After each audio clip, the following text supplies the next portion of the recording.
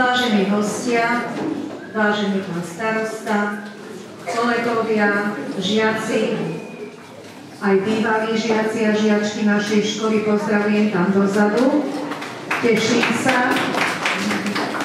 Tak ako ste si vy splnili domácu úlohu, tak som si aj ja splnila a teda nebudem ani ja rozprávať z papiera, ale poviem vám niečo z úprimného srdca.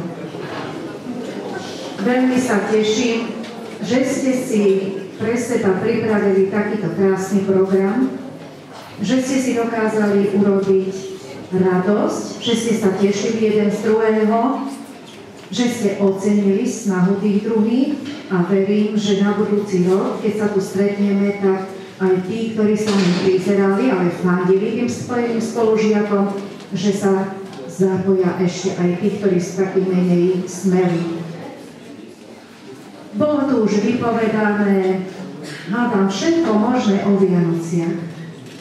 Od krásnych koledníkov, od malého Ježiška s Pannou Máriou, od nádherných tancov, piesní, videli sme repovať, žiakov to ma veľmi zaujalo, to bolo niečo také nové v tomto prostredí.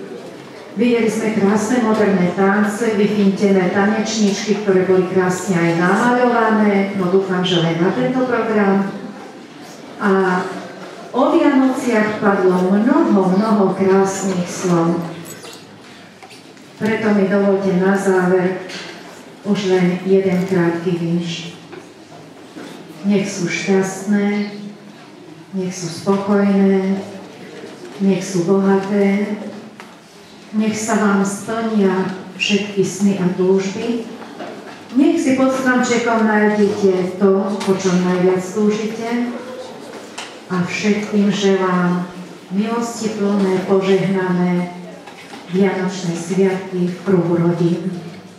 A keďže sa takto stretávame pred prázdninami posledný krát, chcem vás aj upozorniť, aby ste náhodou neprišli do školy 27.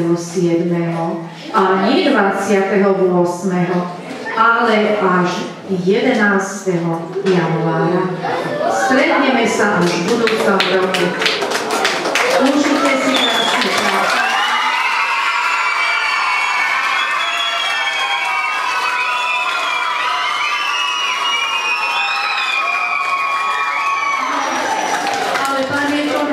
Potešil, užite si tento snežik ešte teraz tým, lebo že vraj bude pršať. Takže všetko